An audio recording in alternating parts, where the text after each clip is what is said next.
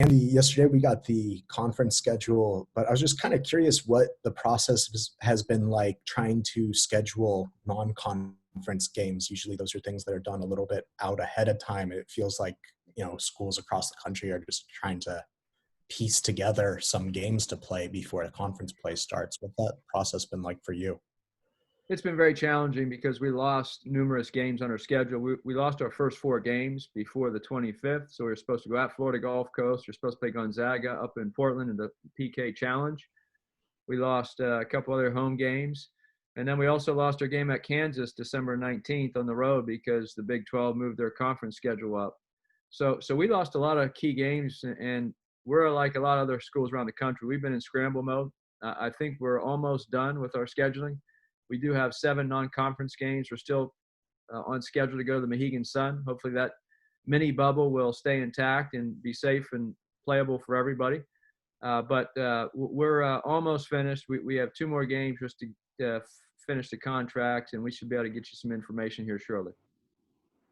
Ethan, what was the process like trying to prepare for this season, but not really be able to practice with the team as a whole? Like, what did you have to do to try to, work on chemistry with these new teammates when, it's been kind of a crash course, I would imagine, the last few weeks? You're on mute, Ethan. I said, well, yes, definitely, especially because we have so many new players and not so many of us has ever played with each other. But me being from around here, I was luckily able to have some connection, a few gyms. I was able to bring a few of my teammates with me at a time, 3 or 4, just to play with them, to fill them out, see what they like to do best, where they like to have the ball at, stuff like that. But where our training camp is going very good, and we're progressing a lot faster than I think we did last year. So I feel like our chemistry is at a good level. We're all unselfish. We're making extra passes and stuff, which I didn't think we would get to this early. But I like this team and how unselfish we are. So our chemistry is really falling into place. With those like 3 or 4 person workouts, was that like 2-on-2, or were you guys kind of going against air? Like, what were you doing? There will be other people there that we play against sometimes. Everybody get 5-on-5 sometimes. But yeah, just anything we can really do, like just get shots up, whatever, like team bonding, go out to eat or whatever, just so we can get to know them, because we didn't have that many opportunities. Like last year, we went on a foreign trip to where by the time our season started, we all knew each other and were acquainted and stuff. So just really just trying to get to know each other. Okay, let's go to Beth Harris. Hey, Andy, do you have any greater clarity on who you're going to open against on the 25th? Hi, Beth. I think our schedule will be released. We're hoping to get everything finalized with Cal Baptist. That was one of the schools that was not on our schedule before. We had our home opener drop out on us, so we were in scramble mode, and they had a very good season last year. So we're hopeful we can open with them. It's not finalized, but as far as the other games, I think there's about 2 that haven't been signed, and there's 2 more that have are in not negotiation, but have agreed upon. But we're getting the contract to our general counsel as we speak. Thank you.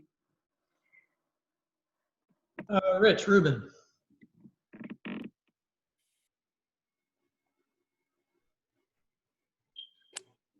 Andy, hi.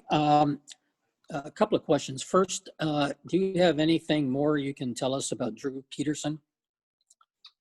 Well, Drew's impressive every day. He, as Ethan said, we have a very unselfish team, and Drew is great at moving the basketball, finding the open man. He's 6'7", so he really sees the floor, and he makes some terrific passes. He can also shoot the ball, so he's off to a very good start. He's had 2 years of college experience, which is great for him because unlike freshmen, he's already been there and had been relied upon at Rice for 2 seasons. And as far as his status for playing this year, that's to be determined, and we'll keep you posted on that, hopefully in the next, definitely about the season. Let me ask one other question, and that is, remember last year about this time you were talking about what a surprise, in a sense, Ethan's development was at this point. He was ahead of where you thought he might be. Is there anybody or any of the players sort of stood out in terms of what you expected and where they are now? Well, the freshmen we have two freshmen, Bubakar and Evan Mobley. Bubakar has been a pleasant surprise because he's so energetic. He has only been in the States 3 years playing basketball, and he's really surprised us with his ability to offensive rebound and to affect the game with his energy. We understand that the college game is new to him, and we'll give him time to develop, but he'll be a terrific player. Evan Mobley is our other freshman. He's really surprised our staff of how great a passer he is. He's leading our team in assist to turnover ratio right now, and Ethan's right behind him. But at 7 feet tall, to have I think 37 assists and 12 turnovers and 12 practices, and that's just counting the 5-on-5. We don't do statistics for all our 3-on-3, 4-on-4, but he's a very, very unselfish passer and usually puts it where he wants it to go. Thanks, Andy. Okay, Skylar, you're up. Hey, Andy and Ethan, thank you both for being here today.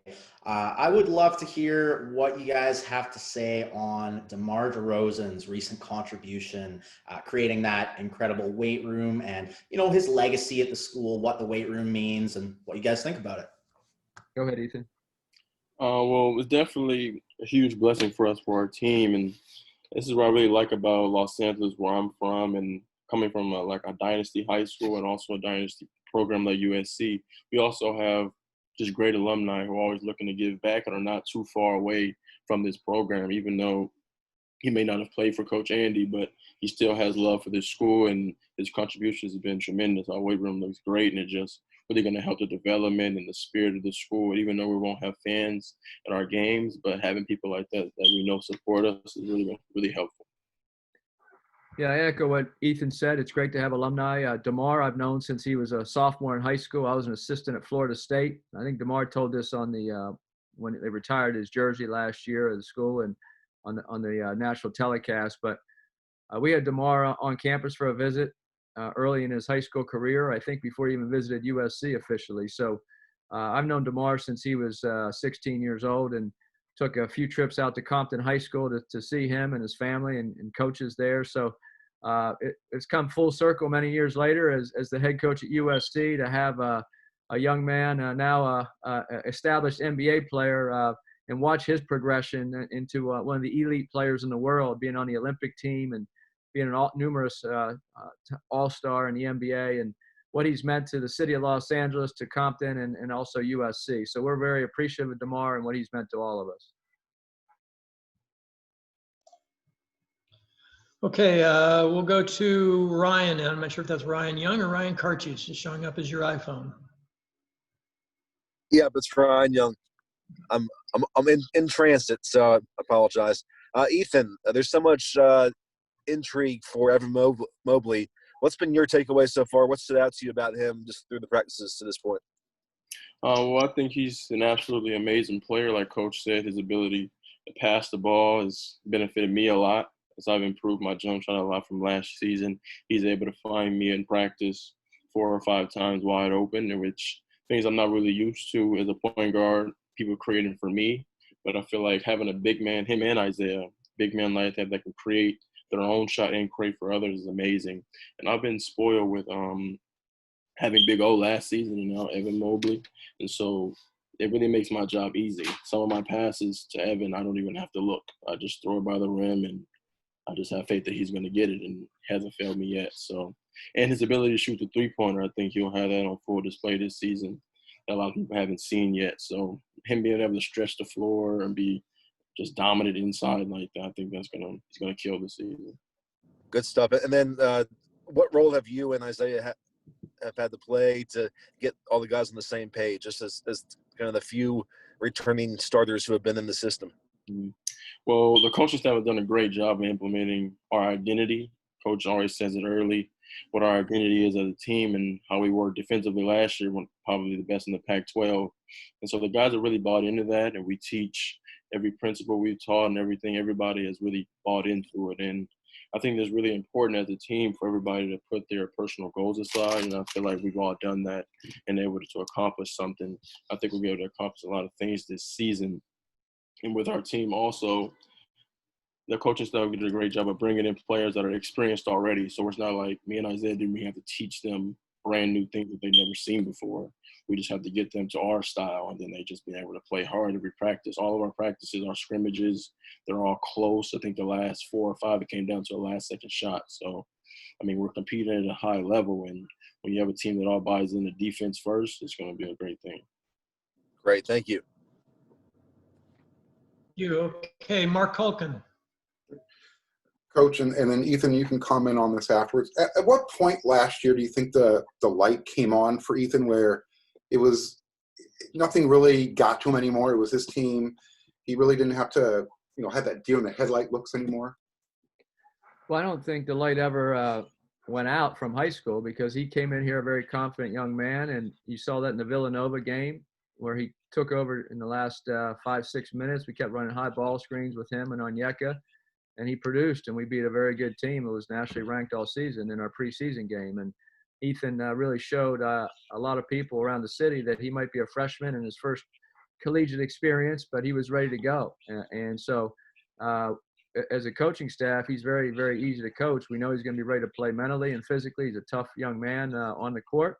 And so what we're asking him to do is take that next step as a sophomore now and be still be the leader that he is, expand on that, but also be more productive on the offensive end. Yes, definitely. I agree with Coach on that. Coming into USC, my only goal was to come in and just earn everything that I was going to be able to get. Whatever I can get, I was just going to earn it. The Villanova game, I came in, when I subbed in the game, I just said, just play defense. That's what I was worried about, not even worried about offense. And just so happened I be able to get a wide open dunk down the lane. But of course that helps everything confidence-wise when your first basket is at. So that led to some jumpers going in for me and some passes I was able to see. But yeah, just coming in last year, I was just trying to play defense and help the team however I could, and it just came about that I was able to be the point guard. And actually, my entire career, I haven't really played point guard actually. So I learned so much last year, just the details of the game, how to control a team, and how in college basketball every possession really counts and every possession is really studied, and how you study your opponents, which I'm going to be very good at this year, being able to study the other point guard and see what he likes to do and be able to shut that down completely. And also this season, like you said, all summer and all quarantine, I've been working on my offensive game, just being able to be productive, making the game simple, not coming out looking to do anything spectacular, just coming out, hit my open shots.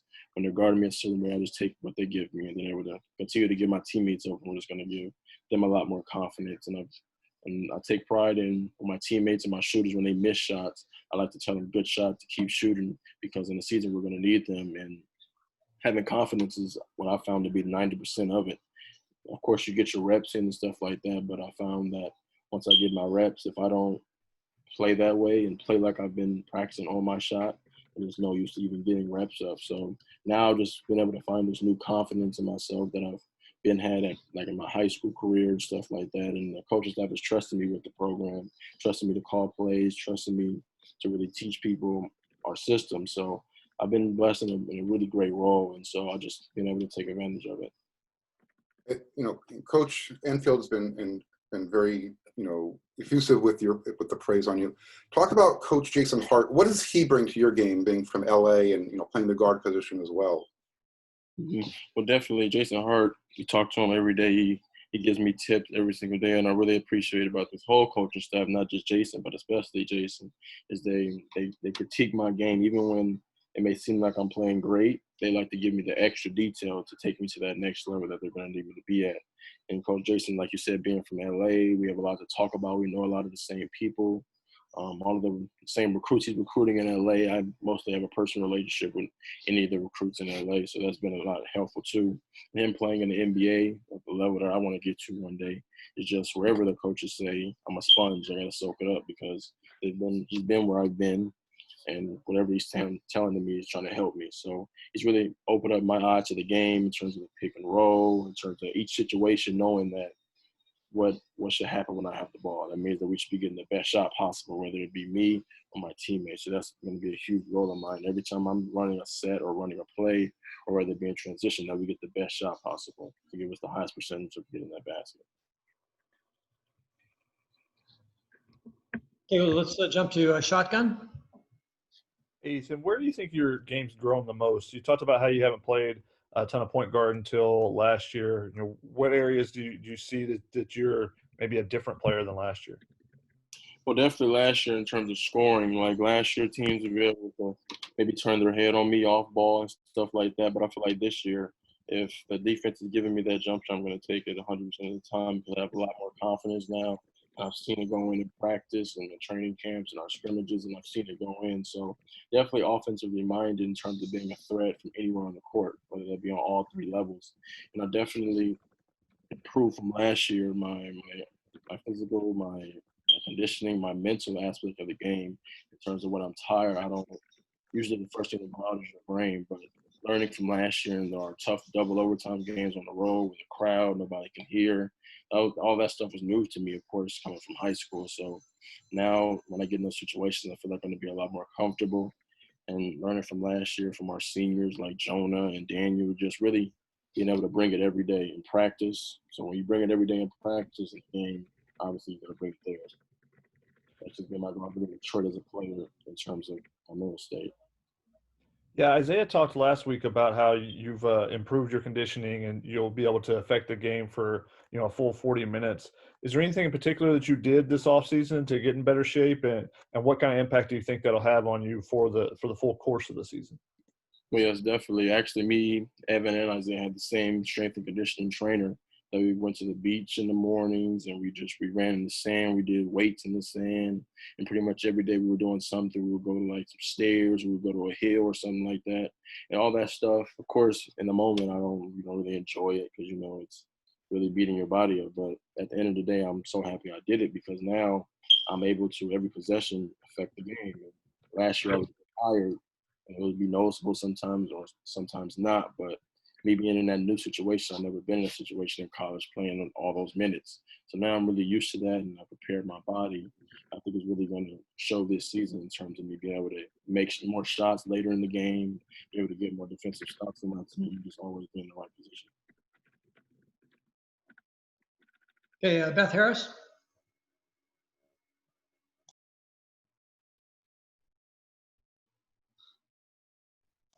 You're on mute, Beth.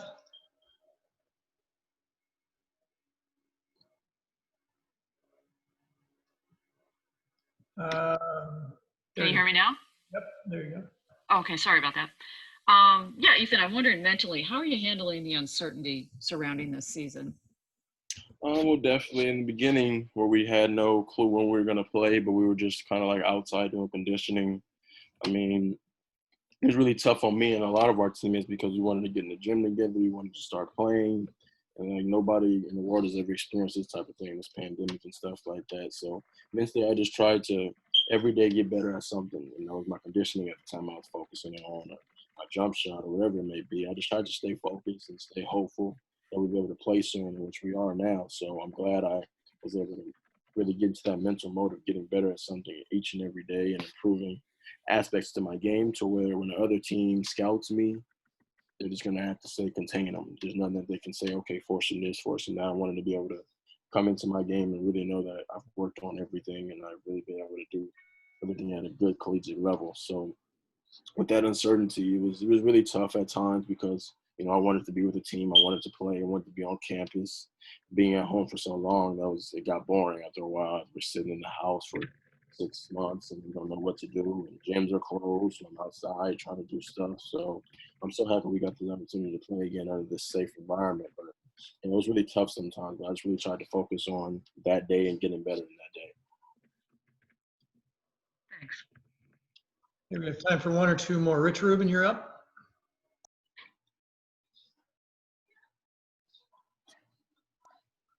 Rich, you're on mute.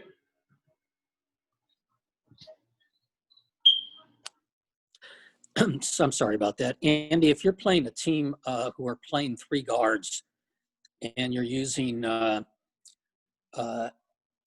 and Noah and Taj, who, if one of them goes out, who's the next player to play against the guard on defense? Are you talking about, you said, you mean Ethan, not Evan? So Ethan, Taj, and Noah? Yeah, if they're out there and then you need to make a substitution, who would come in to play a third guard? Well, we have Isaiah White, who's very fast and quick, and we have Max Abampola, and then in practice we have Drew Peterson. So there's a pretty good mix. We got a lot of different type of players. We're big at the guards. Ethan and Taj are the only guys under 6'2" or under. Everybody else is 6'5", 6'6", 6'7". Max is 6'8.5". So we'll have a very big team. Sometimes our guards will be very big and long, and the challenge you have there is you hope your point guard can handle the ball and make plays. The nice thing, our big guys with Evan and Isaiah, they've shown that they can really create and pass the ball at a high level as good as any guard. So we should have a unique team this year where we're not relying on just the three guards to make plays for the teammates. I think our big guys can do that as well. Will you play any zone this year? Yeah, we're looking at it. Last year we were a terrible zone team. 3 years ago, we were a great zone team. I think 3 years ago with Jordan McLaughlin and Jonah and Chimezi and those guys, Elijah Stewart was a senior. We led the nation in the number of seconds it took to get a shot off against our defense on a possession basis. Last year, we tried to play a little zone and realized that we're just not very good at it. Man to man, we're really good at it. So we just scrapped the zone last year for the most part and went probably 98% man, and ended up top 10 in the country in field goal percent defense and led the league in 3 or 4 statistical categories. So I think as a coaching staff, just like on the offensive end, you have to reevaluate each year and see what your strengths are defensively. But I would say we're much better zone team this year than we were last year, and we'll certainly give it a good look early in the season. Thanks, Andy. Let's go to one last quick question from Adam Grossbard. Yeah, Ethan, just, point guard's one of those positions that, leadership is expected of you no matter what age you are. And what was it difficult trying to strike the balance between leadership and being a freshman last year? And do you feel more comfortable in a leadership role just with that extra year of experience under your belt? Yes, definitely. That was something that I wasn't used to, and it was really new to me because, like you said, I'm a freshman, and these guys, Jonah, Daniel, Nick, they've been playing for 4 years. Daniel played even 5 years, and it was a surreal feeling that they looked up to me in terms of, okay, what play are we running and stuff like that to be a leader, which was really kind of weird because, I'm a freshman and stuff like that. So this year with this extra year in my belt, I feel like I've played for 4 more years or something like that. So I just feel like I'm a lot more experienced, and being a leader is a lot easier now because people have seen me be productive in college. So now I can really lead the team and tell people what to do. I know the plays front and back, so I can tell them what spots. Or even if Taj, if he's subbing me out, I could tell him, okay, this is what you want to do on this play, even though he's played longer than me. But yeah, that extra year has really helped me a lot in terms of just seeing the game better, slowing the game down, not being in a rush, and just being a lot more poised.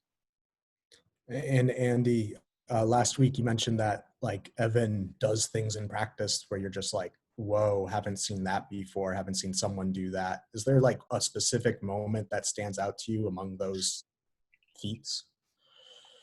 Well, he had a couple block shots early in the training camp. I think one, he was under the basket and ran out to the top of the key and blocked Tajidi's shot back to half court, jumped off of 1 foot, put 2 hands up and kind of volleyball blocked it to half court, picked it up and took 1 dribble and tomahawk dunked it at the other end. And practice just stopped for about 8 or 9 seconds. I think the players and the coaching staff couldn't believe what they saw. A couple of dunks he's had have just been spectacular. He caught one the other day with his left hand. I don't know if Ethan or one of our guards threw him a lob, and he caught it with his left hand about 1.5 feet above the rim and dunked it just with his left hand. And just things like that they're hard to do. He's such a great athlete, but has very good anticipation, and he's a developing player. So even though he's spectacular, I think the cool thing about coaching Evan is he's so enthusiastic about trying to get better. He knows he's not a finished basketball player by any stretch, so he's really working hard on parts of his game on both ends of the floor, and he's a great teammate and great to coach. Okay, Andy and Ethan have to get off to meetings and practice. I appreciate you guys joining us. Did a great job. Thank you very much. And media, thank you for joining us. Reminder that Coach Enfield and another one of his players will join us next Friday, same time, 1:30 on the same Zoom link here. Until then, have a great week. Thank you. Thank you. Take care. All the best. Thanks.